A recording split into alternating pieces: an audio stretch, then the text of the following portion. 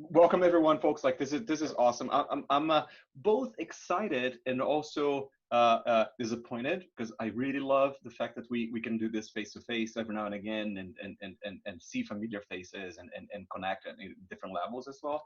But of course, I'm excited because we can do this, and to Andrew's point, this is awesome. We can actually bring people that also familiar faces that we have met all throughout the globe. So it's good to see you folks joining as well.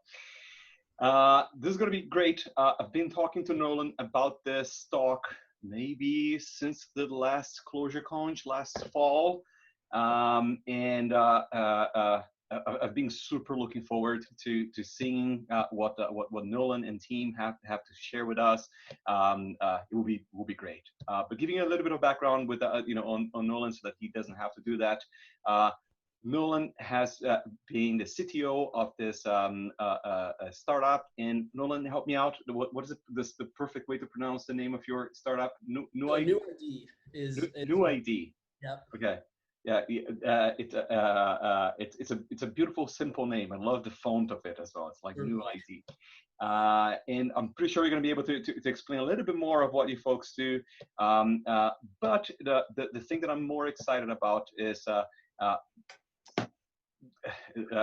Nolan's ability and NuID's ability to bring not only Clojure to the table, not only Clojure to the conversation, but also the whole stack.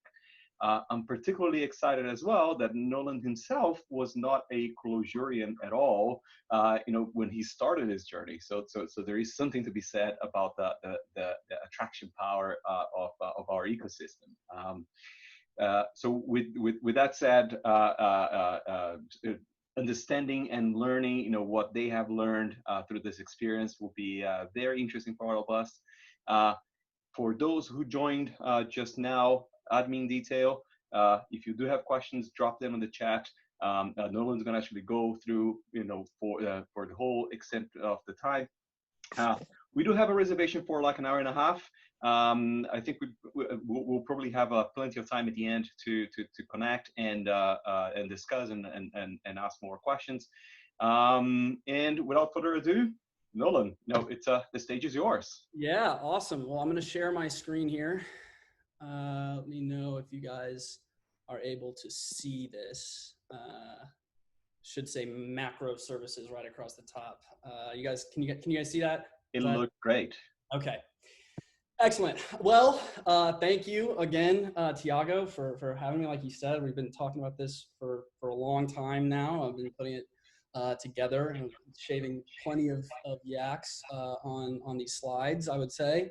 And I'm Nolan, CTO of NuID, just as Tiago was saying, which is a kind of an authentication as a service and portable identity company. Relatively young, pretty new altogether. And a lot of what I'll be talking about tonight is a collaboration of myself and my team at NuID, and as well as JD Hollis, who I think is on this call. And so, if you're interested in this stuff, I know that he's writing a lot about it at the consultingcto.com, his blog. And so someone should totally put that in the chat so people can check that out. But if any of this is interesting, I'm always happy to talk, love talking about this stuff. And JD is also a great resource on it. So certainly get in touch there. So just as a quick sort of preamble a little bit, last time at Clojure NYC, we heard from Lucas, is that right, Lucas? At NewBank, I believe. And so there's a lot of new, I guess, going around for the Clojure world. But if you haven't checked his presentation out, it's awesome. I highly recommend it. I think it's on YouTube. It was filmed, and that was he was coming from NewBank, which is large organization. I think I remember him saying it was 500 developers or 500 engineers. And that's perfect because tonight we're going to be talking about a 6-person organization, 2 full-time developers, And so it's going to be the complete opposite end of the organizational spectrum. And so that talk was, Lucas's talk is a lot about spec and testing. And this is more focused on Datomic and specifically Datomic Cloud.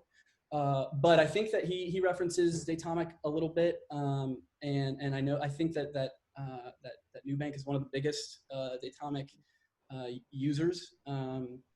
And so I think that underscores, that alone, just by itself, underscores a lot of the point that I'm going to be trying to make about Datomic a little bit, which is it's sort of, it's elasticity, or, its ability to add value at every scale for organizations. Okay, so that's kind of the preamble.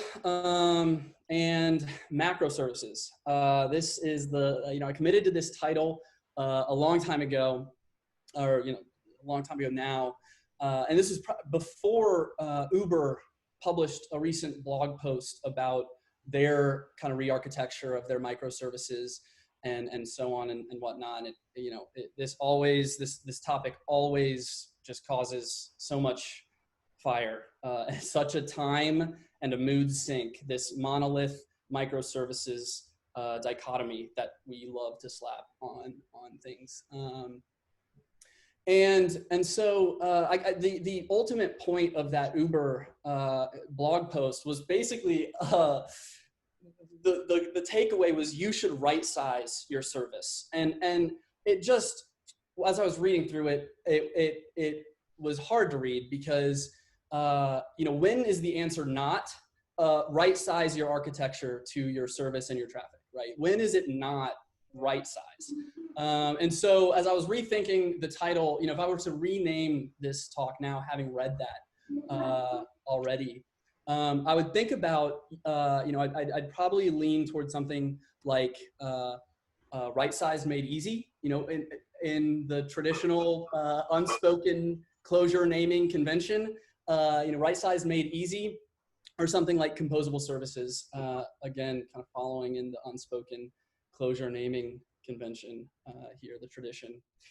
But those two things are perhaps more accurate or better capture the thesis or the point that I'm going to be trying to make, which is ultimately that Datomic brings a signature Clojurian openness all the way into the database, and that allows individual developers to be more productive and therefore allows organizations to adapt extremely quickly and sanely at every scale, from prototype to NuID all the way up to NuBank, seemingly. It is able to add value. And so I hope that you guys are able to get something from this. It's going to be largely an experience report. It's going to be me basically rambling about our use of Datomic and the way it influences our approach to architecture and approach to service construction. Let's see, I think that covers it there.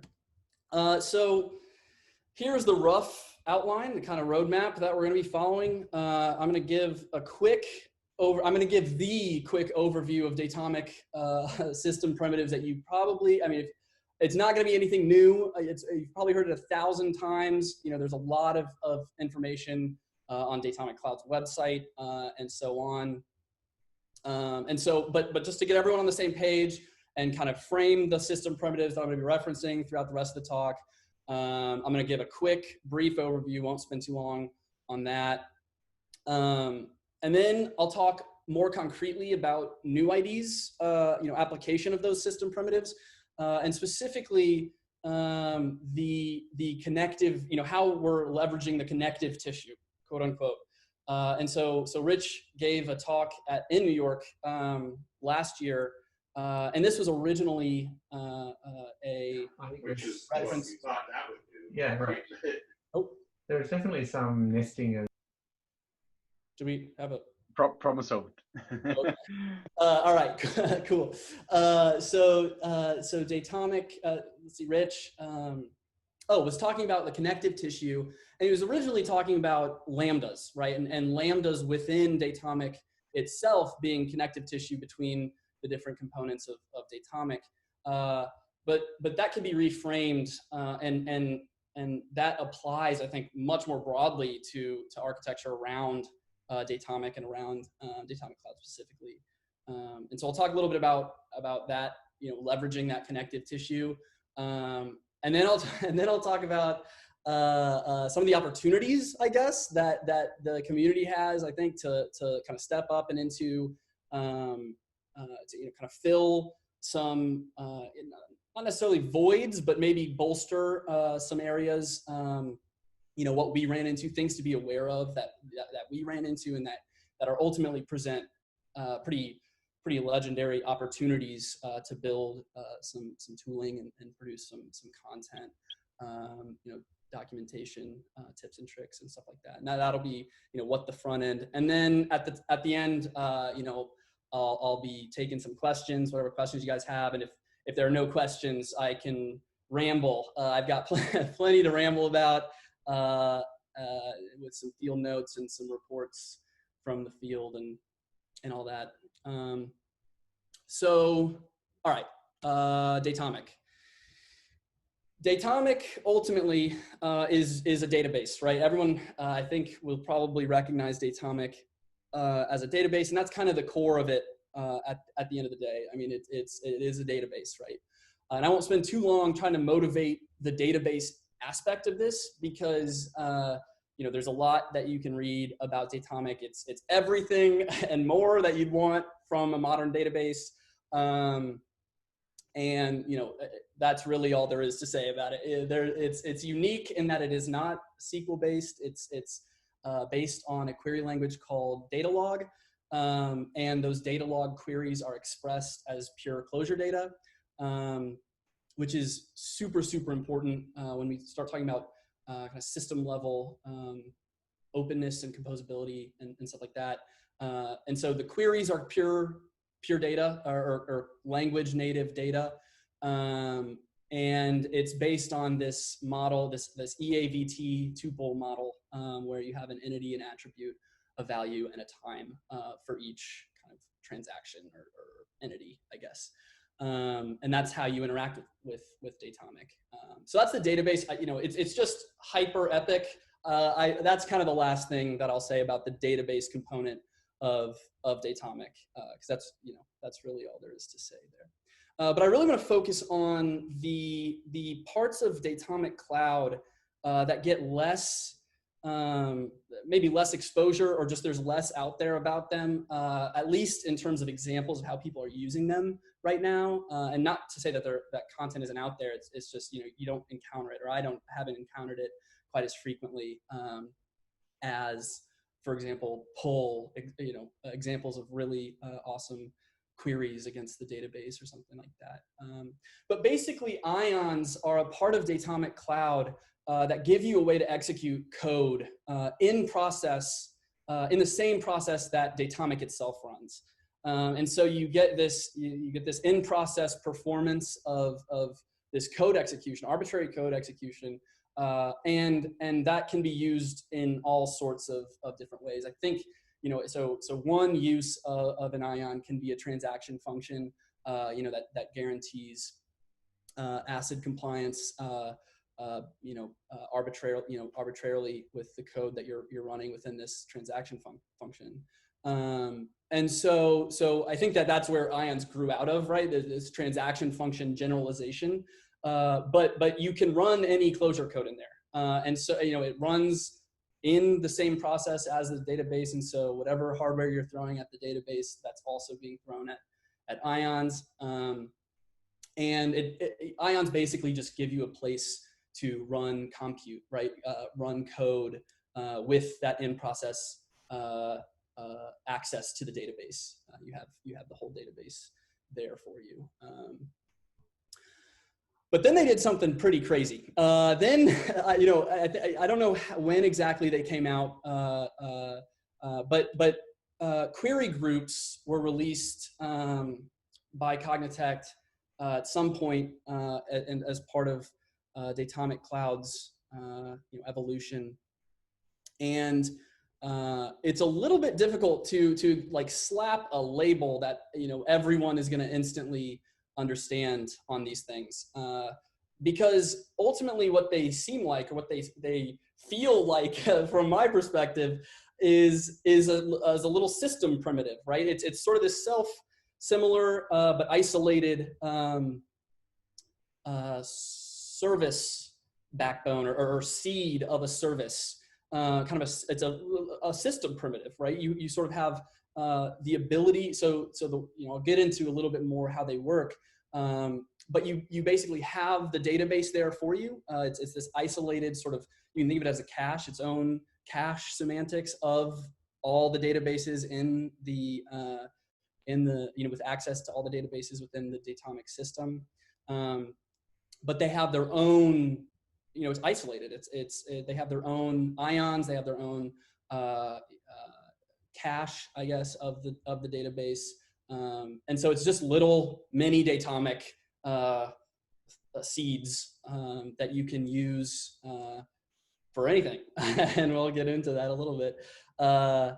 And so query groups are really awesome. Query groups are sort of the anchor of this talk and the anchor of our architecture ultimately. And the last thing I want to say on this slide is that I want to bring up the kind of language native schema. And so in Datomic, not only are queries pure language, pure data in the language itself, but schemas are as well. And this also lends itself to that system level composability and composable services because you can imagine how easy it is to share that schema data across these services and across the databases, and that's something that we leverage pretty heavily. And yeah, I'll kind of end that there. Okay, so that's kind of the Datomic. That's a quick Datomic overview, right? There's the database, there's a place to run code within the database, and then there's this whole like mini database service seed thing that you can use. And so, yeah, that's I think all I wanted to say on the Datomic overview.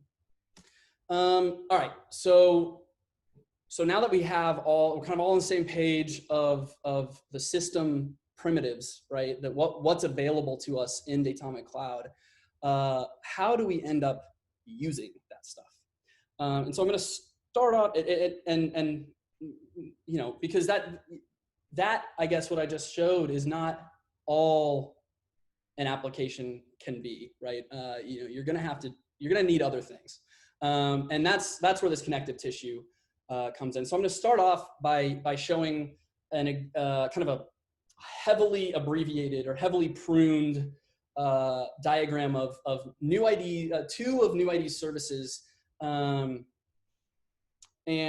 I just realized that I had meant to indicate visually what the units of deployment are in this, but I didn't.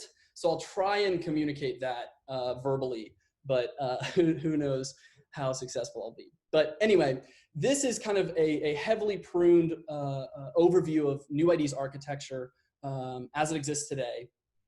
And you can see the sort of the primitives we've got going on from the previous slide. So back here with this big, can you guys see my mouse? Is that something that people can see? Yeah. Okay, perfect. So back here, this is the high level NuID Datomic system, right? All of the databases that we create live basically back here, and it's kind of the canonical NuID system, Datomic system, and that's what this is back here, and that's deployed basically one time, right? Back in the day, it doesn't change frequently. That's not something that's continuously deployed, although it does have access to the whole rolling deployment model that you get for free in Datomic Cloud. But the thing I want to highlight here are these two query groups that we've got, which are the authentication API, or the auth API query group, and then the developer portal query group. And those are both essentially backed by these query groups in the same capacity. And right. So you can see that I've kind of removed a lot of the inner workings here, but I've left essentially what is required to run a web service, and both of these things are exposed publicly on the internet behind API Gateway. And you can see that these look very similar, and basically all we've got going on in the auth API is it's just a REST API, and so we've kind of tuned the query group around being a REST API, and that's it. There's no application, there's no front end, there's no browser or client. Or at least there's no web page or static resources necessary for this. And so all the authentication API is, and that's this, is a REST API. And the query group allows you to expose what is called a proxy ion. And what you can do is make that proxy ion just a ring handler, like the most basic kind of elemental web handler, web server that is available in Clojure. And so all of your ring code right now would transfer directly to this proxy ion. And further, truly recently, with at the end of 2019, it used to be that in order to invoke an ion through API Gateway, it was exposed through a Lambda, and so you'd be exposed to a JVM cold start, and that was a problem for us. That was a problem for a low traffic service at the time, and still, I think we'd probably still run into cold starts occasionally, and that is not ideal for us. And I know that there's a lot of ways you can work around that, and we even provisioned concurrency these days would help with that, albeit at a pretty tremendous cost. But recently, at the end of 2019, they released a change that allows you to it's called HTTP direct right into this proxy ion, and it's basically a VPC link directly from API Gateway through the load balancer into that process where that proxy ion is running. And so there's no cold start anymore, and it's wonderful. And that's something that was a huge improvement for us, and very highly appreciated as a small service for our customers or our clients. So that was huge, right? And so I guess the point being that we have this auth API that is a granular deployment unit, so it has its own continuous integration and delivery pipeline, and yeah, it's a REST, it's a ring handler. That's really all it is. And one thing I would note here is that there's a lot of going on. I guess the place some people's minds goes like, how are they provisioning all this? And I'm not going to say which tool we use until the questions. But I will say that I would highly recommend using an AWS provisioning tool, automated provisioning tool. And I'll get into this a little bit in the next slide. But immutable infrastructure is kind of a huge value add when combined with Datomic Cloud. So I would highly recommend, if someone's entering this as a consumer, to choose a provisioning tool that they're comfortable with, that is AWS compatible. So anyway, we have this deployment unit. It's a REST API, and that is that. It's a ring handler. And now we have this other deployment unit, which is the developer portal. And there, in this case, we do have, a web app. And we, there's an SPA, and there's kind of the static resources, and that's what's served through S3. And, we kind of run into all the same sort of the front end things, and I'll kind of get into that later on in the talk. But this deployment unit looks more like an application, right? A front end, dynamic web application. And so there is a REST API, there is an API behind it, but there's also this other stuff. Further, we also use Elasticsearch in this as sort of a secondary store for values we don't want to have in Datomic. And so there's something to know about Datomic is it's actually very difficult to lose or accidentally drop your data, but that also makes it very difficult to, for example, scrub it if someone wants to have their data removed from your service. And so that's where Elasticsearch comes into. But the point of this is that query groups can sort of be tuned to certain use cases. In one case we have a simple REST API, and in another case we have sort of a fuller application. And then the secondary point is that it's very easy, especially with a robust provisioning tool, to tie these things together. There was really no, it took effort, it took understanding of how the system comes together. But once you have that, there's nothing stopping you from sort of fully integrating Datomic. It is AWS, right? They are just, there is all that connective tissue there. And so you can build these things around Datomic and around query groups in particular to tune them to exactly what you need as you're fully embedded in AWS's offering.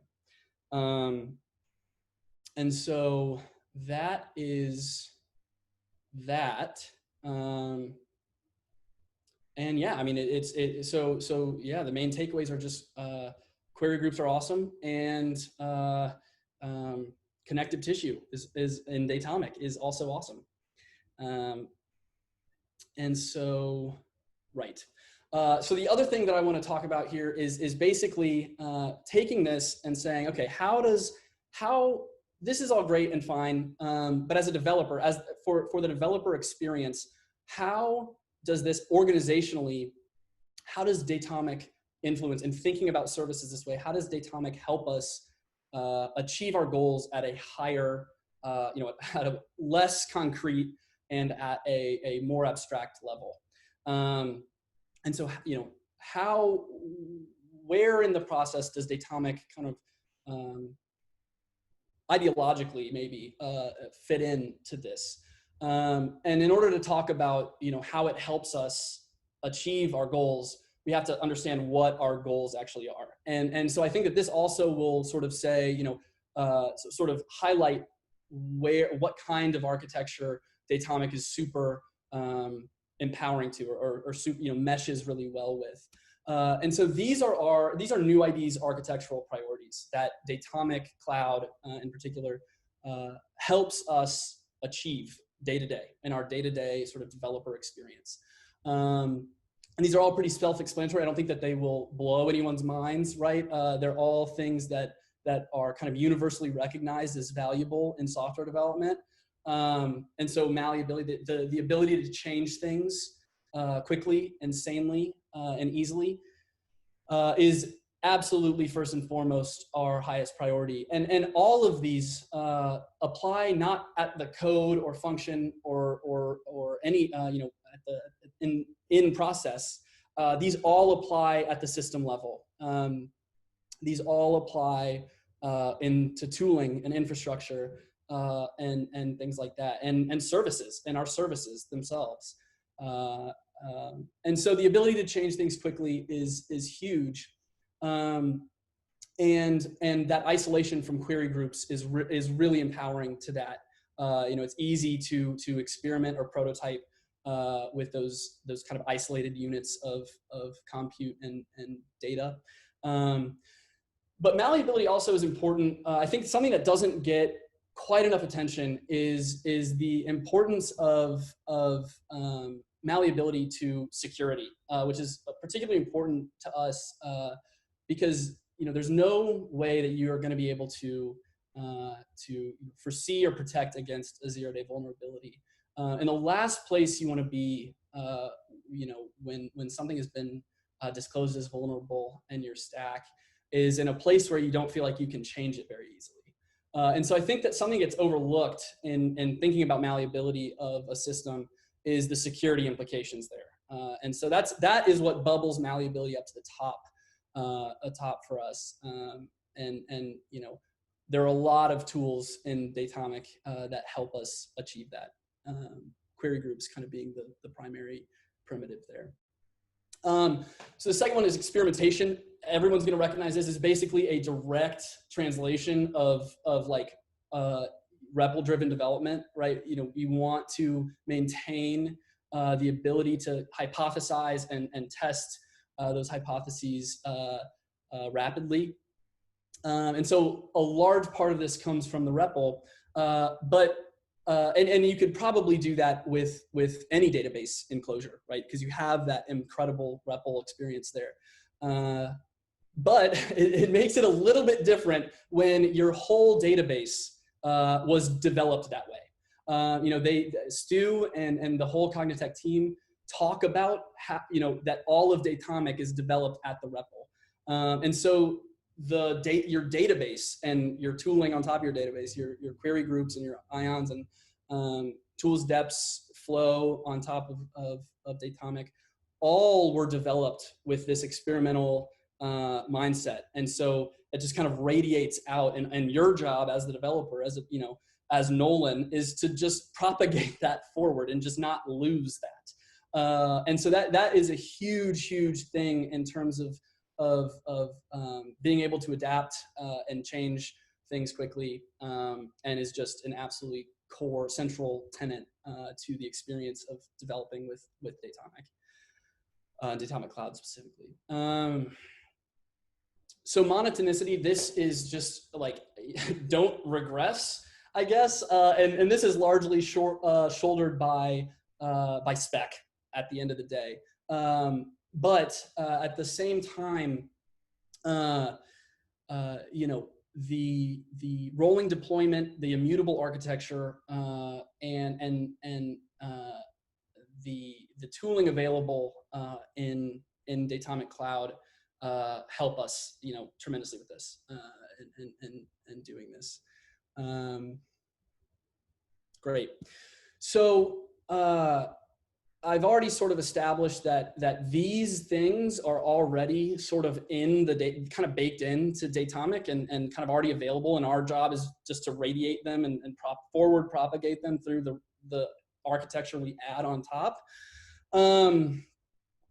And in that way, what I think is the kind of takeaway is that we just want to propagate that signature Clojurian openness through everything, right? And it's kind of an elusive concept.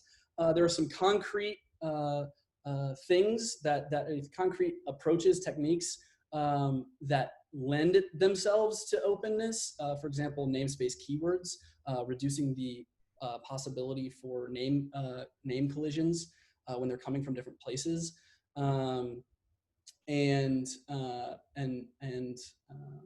schema data, kind of single source of truth from your schema data, and composable tooling. It's all about system level openness, and it's sort of an elusive concept, but the idea is just that you take what's in Datomic and just try and replicate it is the strategy, and that's all fine and good, but it's also hard, right? That's not easy. Achieving these things and propagating that openness is not easy, right? If everyone had a little rich hickey inside their head, sure, maybe it would be, you know, a little bit easier. But that isn't an option for us, I don't think.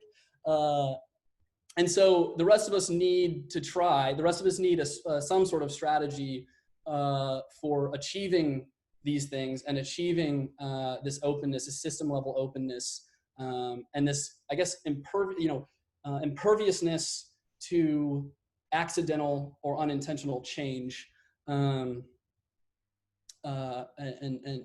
achieving those architectural priorities. And so I want to share something I stumbled on recently that is relevant here, and it's kind of a strategy. I've kind of, you know, recognized a strategy for propagating these values forward. And so this is a developer of Love. It's a video game, kind of an old video game that I used to play, but didn't actually follow this guy until JD, told me that this guy was kind of a C language legend.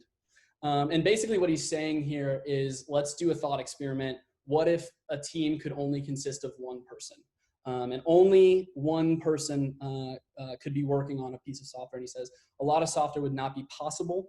And so what could we do to make it back to make it back to such that one person can develop the application or the software that they need? And he says we would need better tools and libraries, right? Now to develop these tools, we still can only use one person. So it's kind of this chain of one person needs to be building. That was not correct. So you know, this one person needs to be working on these things, and it's this tree of tooling, and this tree of tooling. And his ultimate point is basically that software development doesn't scale, but tools do. And whether or not, you know, I don't know if I like wholesale agree with this or wholesale buy this, but I do see where he's coming from, where tooling, and especially, you know, tooling in the style that is recommended, I think, or promoted by Clojure itself, does scale. It does compose, and it does improve productivity of an individual developer. And so this really hit home, and I think that as a strategy, it's not bad for pursuing this malleability, this experimentation, you know, these values as a strategy. Thinking about like, what tool would I need, and who can go and build it in order for me to get back to where I feel the agency I need in order to implement this system or this software. And Datomic Cloud in particular is one of these tools for me, and you know, it fundamentally changes what I do every day, right? It fundamentally changes the face of the development experience, and kind of unifies it around those values that I was just talking about. But it's also a tool that sort of, you know, Datomic Cloud in particular, once you get the provisioning figured out, once you get everything kind of set up, it's a set of tools, it's a suite of tools and a suite of primitives, system primitives, that just recedes into the background. And then you're just writing Clojure again. And you're embedded in AWS, you've got everything at your fingertips, and it just kind of evaporates and you're just writing functions. And in that way, it's sort of the sort of cosmic microwave background of the development experience at NuID. And it's something, it's really something, I guess. We've really enjoyed it. You'll have to check all of what I'm saying again against BJ, and make sure that I haven't just totally lost it. But I do feel that we benefit tremendously from the tools available in Datomic and Datomic Cloud. So that is that. All right, so this is a relatively short section. I know we're probably running up on time here. Let's see. Doing all right. Okay, this is a short one. What the front end? So there are a few opportunities. I won't go too deeply into any of them, but I think that they will land relatively quickly. And I'd love to talk more about what we've done to kind of mitigate things that we've run into and just general hiccups, whether they be originate from us or just lack of tooling or whatever it might be.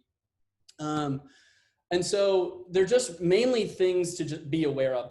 These are things that I wish that I had known kind of going into this Clojure, this Datomic journey.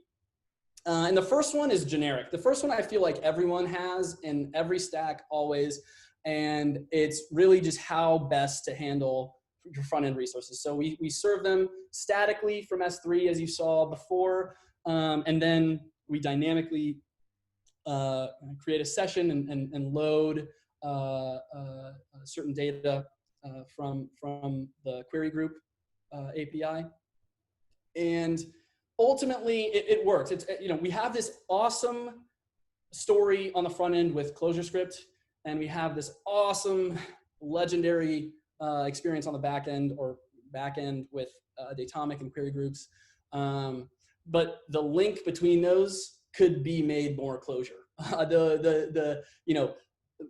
There is an opportunity here to have the best progressive, I think, the best progressive web app experience, live reload and on commit, on the front end, and on commit reload for the back end. Like there is something that could be built for handling front end resources that would blow everything out. Well, there are some pretty cool front end tools in other places. I don't keep very current on those things, but I do know, I am confident that at least in Clojure world, there is an opportunity to have between I think that Ohm and a lot of those things play a role, but specifically with tying the hosting and the infrastructure and Datomic and the front end all together, I think that there's a huge opportunity there in a stack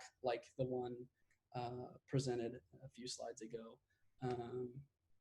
That just doesn't exist yet. And so we're still doing sort of an S3 shuffle for this, and we'll see where that goes. The second thing to kind of be aware of, I think, when getting started, and BJ will attest to this for sure, is peripheral automation. And so Datomic itself has unbelievable automation all the way through, right? It's unbelievable.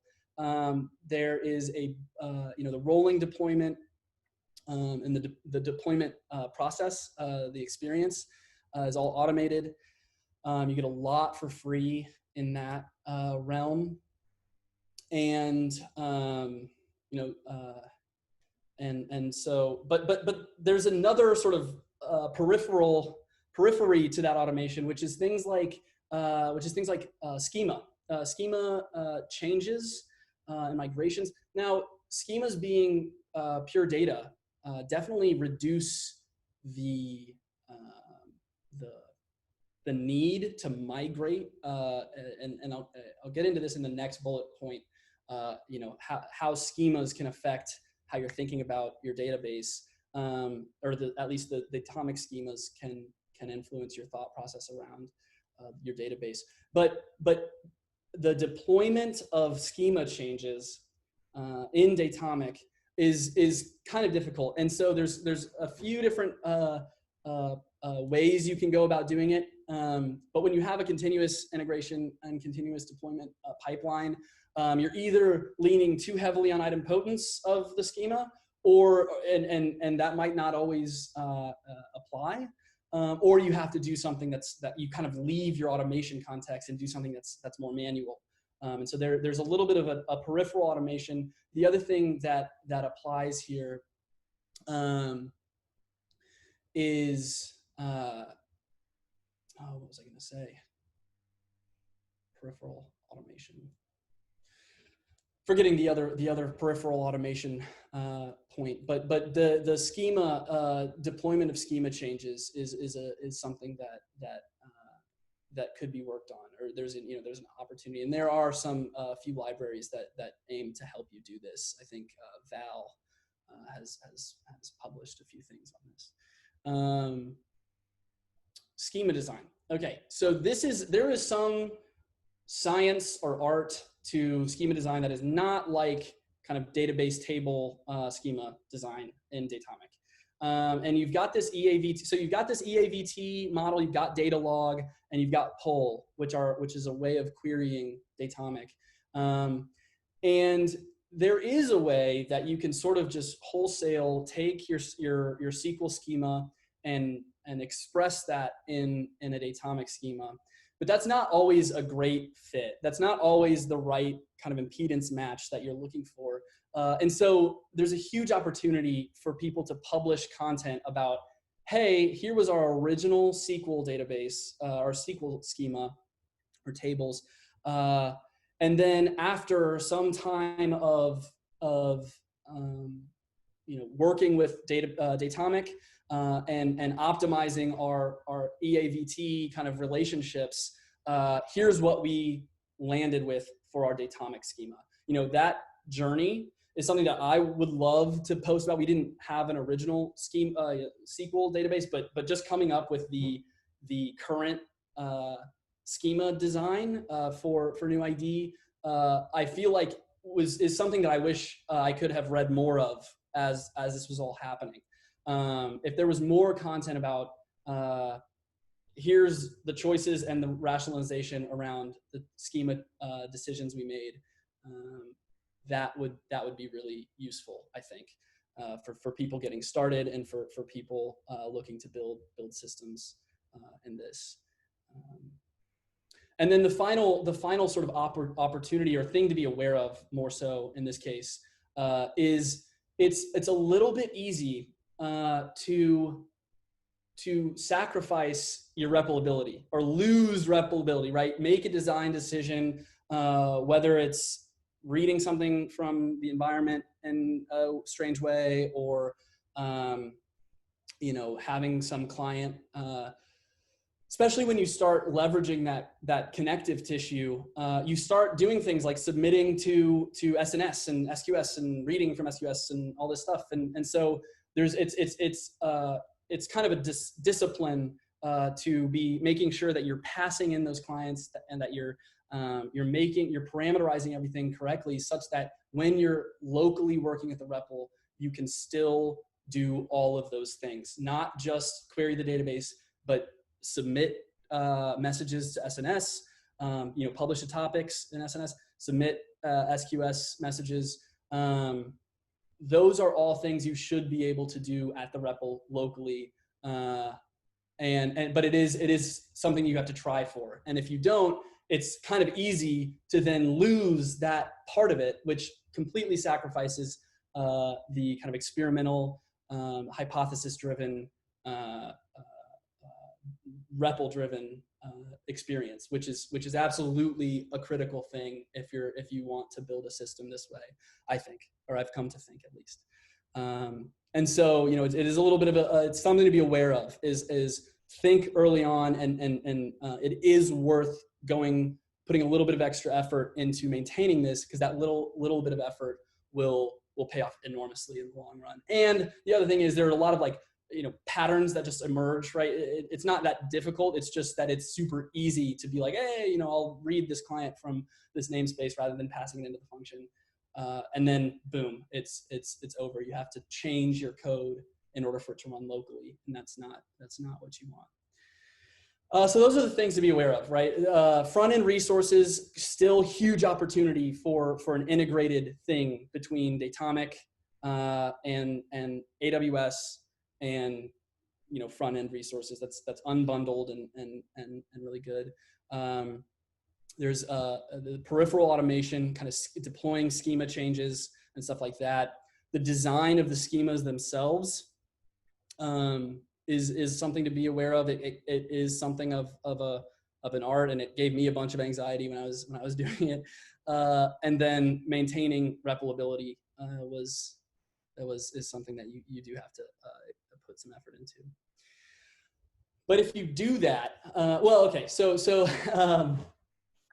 one thing, kind of a final concern that I hear a lot about with Datomic is, dang, I was super invested, right? I'm kind of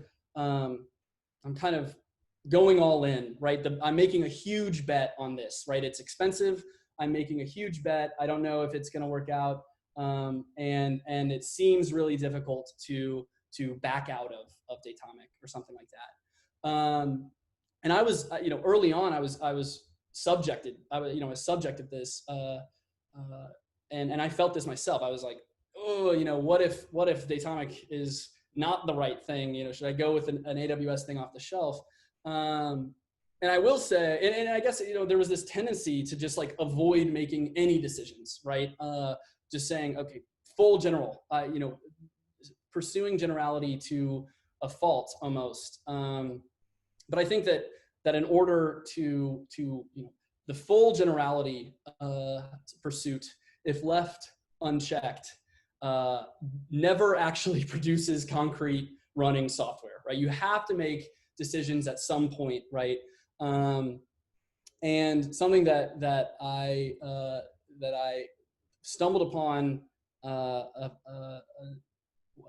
little bit ago, I guess it was probably almost a year, maybe a little over a year now, to kind of help me in these times of like, is this too much of a bet? Is this too big of a decision? And this is, and the reason I bring this up is because I feel, I've heard this concern a lot about Datomic, which is, am I going all in too soon? And I will just say that the way it embeds you in AWS kind of immediately sublimates that concern a little bit. It's a total evaporation of that concern, because once you have your provisioning set up around Datomic, you realize it actually is not even close to an investment or the bet that it seems like up front, or it's ultimately more of an AWS decision than a Datomic decision, if that makes any sense. But anyway, I think that I found myself in this mode of, oh no, like, am I making a terrible decision with this? Is this too niche of a closed source, all these anxieties around this. And this quote from Luke Vanderhart, it's in one of his repositories, is something I revisit all the time now. And this is from Fact UI, which is a really, really epic front-end library from Arachne, the Arachne framework. And this is in the FAQ. And I've paraphrased a little bit here, but you can check this out. And basically it's in the FAQ, and it's the final question in the FAQ in the README of this repository. And it basically, the question is, can I generalize it further, right? How does this generalize further? And he's kind of making fun of this, poking fun at this tendency that I think we all share, which is, why make a decision when you don't have to? Keep a very tight decision budget. And his answer to that is no. Calm yourself and embrace the fact that software has to stop being abstract at some point in order to produce anything at all. And this quote is something that I revisit when I'm writing code functions, thinking about dependencies, thinking about systems and service dependencies, such as Datomic itself. And I would say that as it relates specifically to Datomic, this concern, the concern that I was over investing in Clojure or Datomic, completely evaporated as soon as I really started to work with it frequently. Okay. So that is the talk. That is the large, I kind of went crazy here with with the Datomic logo. Again, I don't know if you guys saw it on the first slide. I'm not affiliated, obviously, with Datomic, but this, it really is sort of the cosmic microwave background of the development experience at NuID, and it's I have really really thought that it's quite something. It's very unique in the experience that it creates for developers. So resounding recommendation, I guess, is the thing to come away with. And yeah, that is largely, I think, everything that I wanted to. Nolan, I think that this is the time that I would, as a host, I would actually, motivate people to have a standing ovation. so like, that's kind of like, consider yourself the recipient of this innovation. Right. Thank you very much. Like this, I have questions myself. What I did, I've been monitoring the chat so that you don't have to worry, and I'll just like facilitate the questions. Totally. I can add more questions because I also have my own. Right. Dean asked a little bit earlier. How do you capture / record your schema? So can you walk us through a little bit like your schema management, if you will? Absolutely. So schema management, it's almost so flexible. Sorry, can I bump in? All I meant was how do you communicate it rather than how do you manage it? How do you communicate the changes to the people you work with? Yes. It's two of us right now. And so that's not a problem that I have or feel explicitly, but it's absolutely an organizational problem, right? And what I was going to say before this is basically that because it is literally a vector, there's so little ceremony around the schema and where it lives and whatnot, and where different parts of it lives. You can split it up and share subsets of the schema, and we do this. But what I would say is the primary mechanism that by which we communicate and this is true actually of all changes, I would say, is where it lives in the code, right? The namespace, I think, actually becomes a hugely important decision in managing schemas, which is kind of weird because it shouldn't. Like where you put that data it seems sort of separate from the schema itself. But a lot of times you want to programmatically interact with that schema data, and so you need it in your program. And so we have basically isolated namespaces where we keep our schema, and if there were to be a breaking change, which thank goodness that we haven't run into yet, then it would be an organizational, it'd be brutal. And so that's an unsolved problem at NuID. I would say the organizational problem of communicating schema changes, at least breaking changes, right? The idea is that you're always, and this you can find a lot of resources on this. The idea is that you're always growing your schema, and that's why schema design is something to be is an art, and that's why I think that there should ultimately be more content around. Here was an original SQL schema, and here's what we ended up with, and here's our experience with it. Because if you can preempt the breakage, then you do. And obviously that's not always possible, but I think that the idea with the schemas data type thing is that you're growing it up rather than having these migrations that you commit and stuff. Yeah, I was hoping you had a secret sauce for how Yeah, you no, kind of two I know, people was the I know. secret sauce.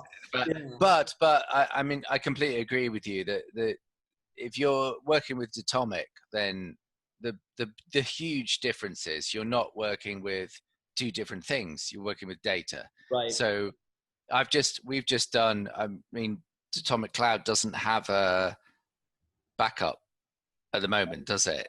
So we've had to develop our own, and the good thing about that is your schema changes are your data changes. Same thing. So that, I mean, that's the great thing about it. Yeah. And that's what I'm hoping, you know, the schema automation, the peripheral automation of that schema, those schema changes, and having that be handled at the tooling level is something that we're actively working towards, I think.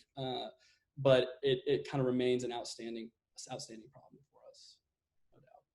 And Nolan, thank you for jumping in and correcting my question. Like, I understood it wrong. No worries at all. So there's another question here from Marcio, and I'm gonna augment it a little bit because it's also my question. Marcio's question is, it's very important to tell more about the decision process of choosing Datomic or not to choose Datomic. And I want to expand it a little bit because you did touch on like being all in. I really admire the fact that like you're going all the way to the front end with Datomic to some extent, which is a bit of one of my critiques sometimes about Datomic, right? Or the way that Cognitech is selling Datomic. Like Datomic is not the database anymore.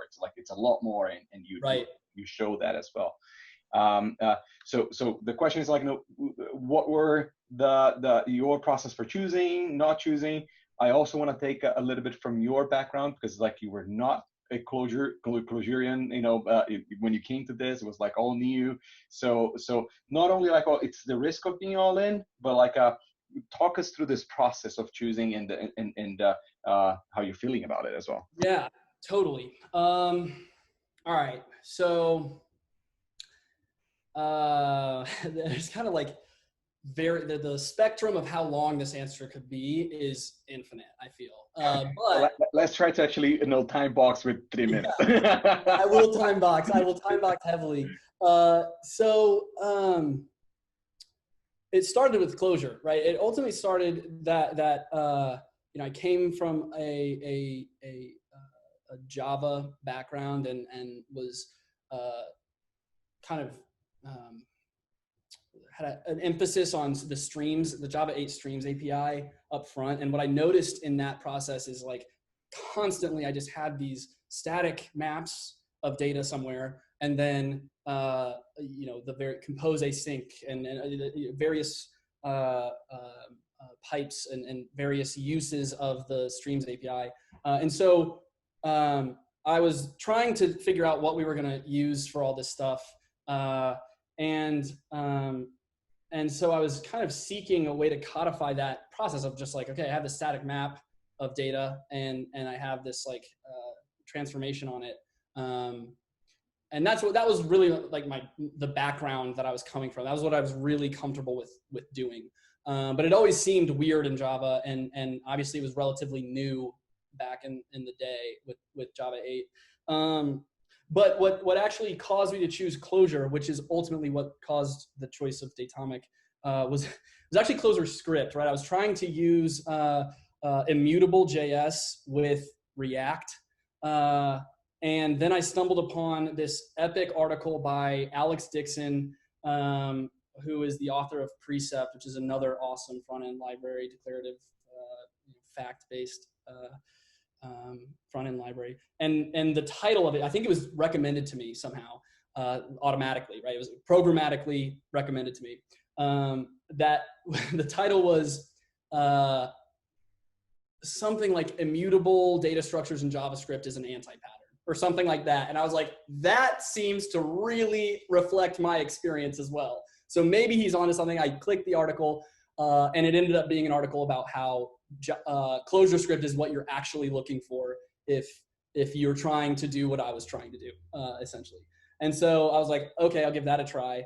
And almost like within a few minutes, I was like, all right, this is it, right? Clojure. So that was a really good kind of direction to be sent down. But ultimately then, that was kind of decision number one at NuID. You know, it was probably after a while of exploring a lot of different options. But that was ultimately the first concrete, like, all right, things have to stop being general. I have to make a decision on this, and Clojure is, you know, let's see what happens a little bit. And then from then on, it was basically keeping as tight of a decision budget as I could while trying to force multiply that original decision as much as I possibly could. And this is actually something I meant to include as part of this talk and the cosmic microwave background, which is, you know, Clojure has a lot of force multipliers, but they don't really come for free, right? You spec, tools depths, these things are isolated.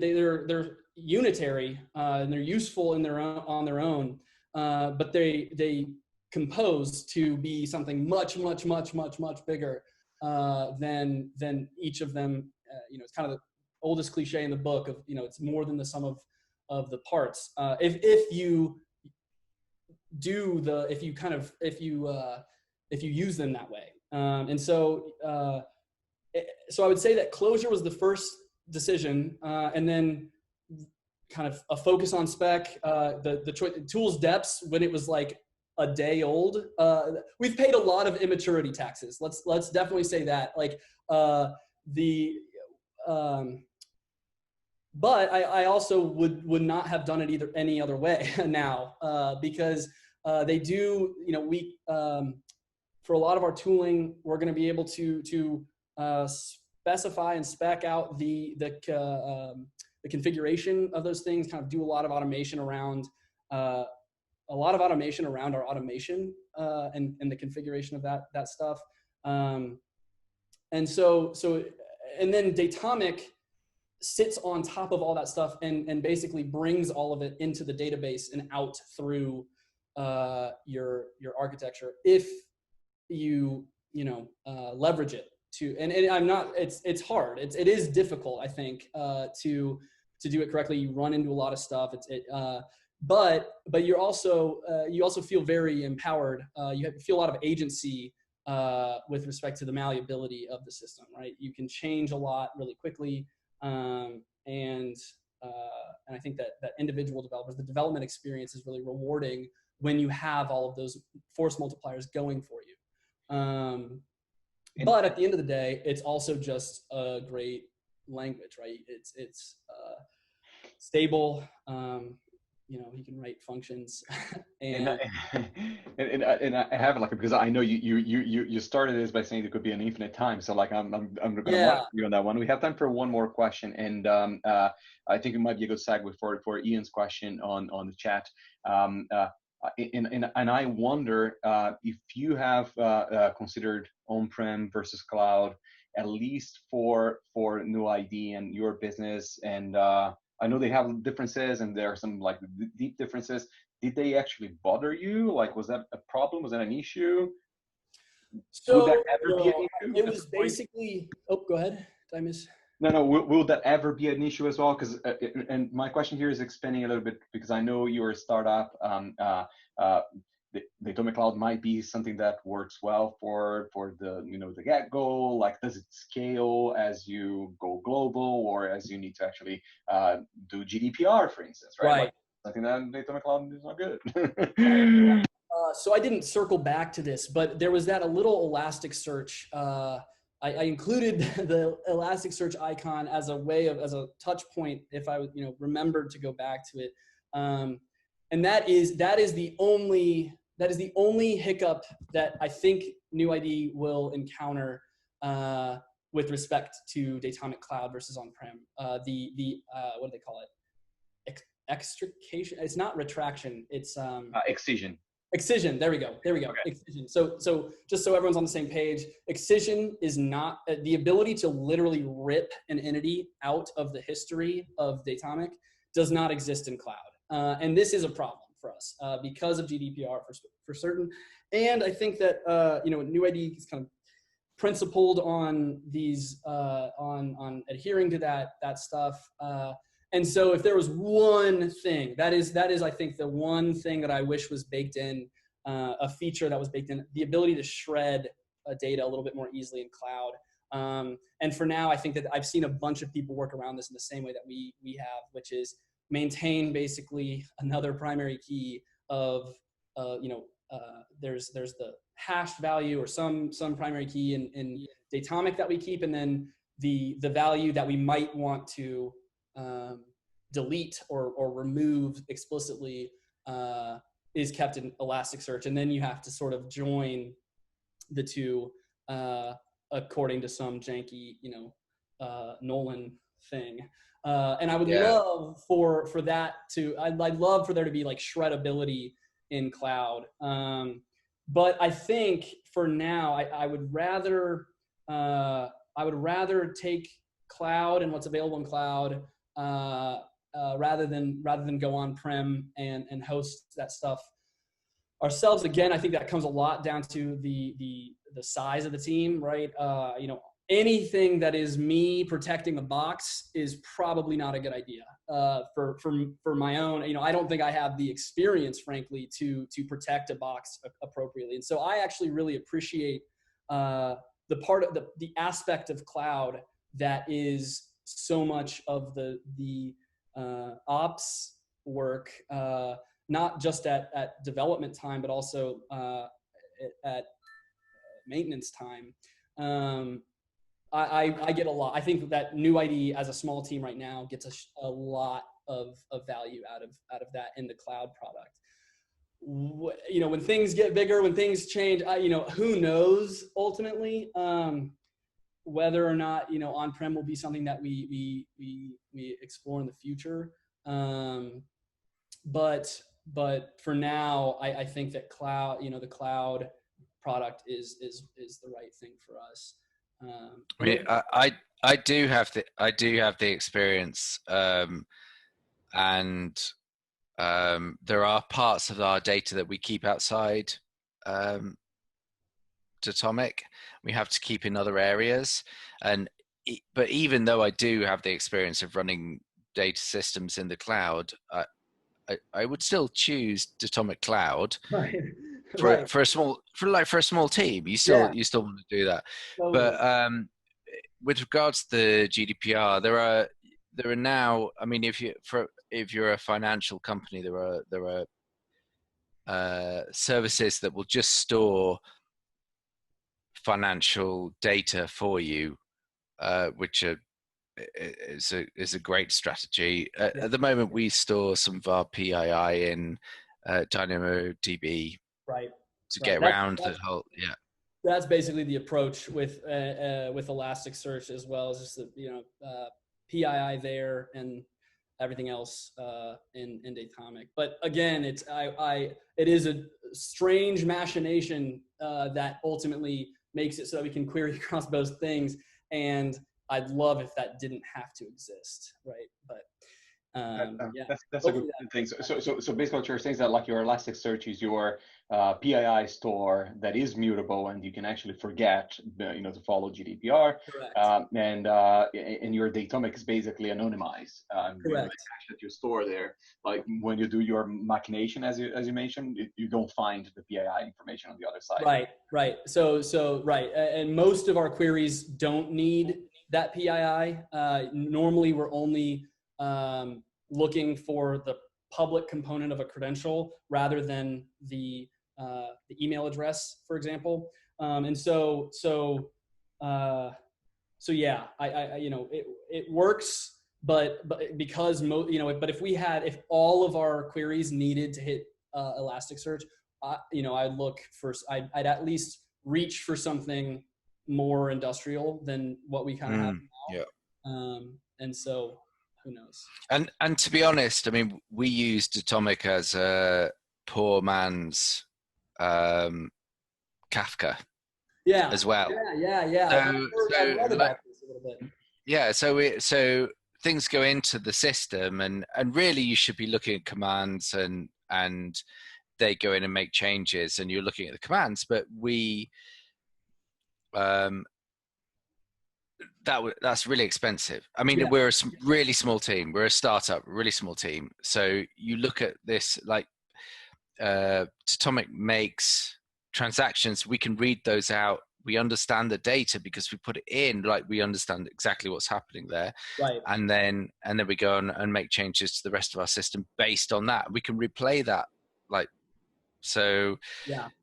So Datomic is a very flexible, cheap, event sourcing, reusable, and amazing. And I can do the same thing that I do in the cloud over a scalable system that I do on my laptop. That's quite powerful for us. It's something for sure. Yeah, and Nolan, I want to start wrapping up so that we also have a little bit of time for announcements. Thank you very much. Like, this was awesome. Once again, this was my role to actually have a Stanovation. Consider yourself the recipient of Stanovation again. Thank you. Appreciate it. Just before we disconnect, we still have an audience. I know times are kind of like shitty for everyone, and in terms of like recruiting and etc. So I want to open the stage for anyone who's hiring or is in a position to help in the hiring effort. So if you do have any hiring opportunities, the stage is yours for a few minutes.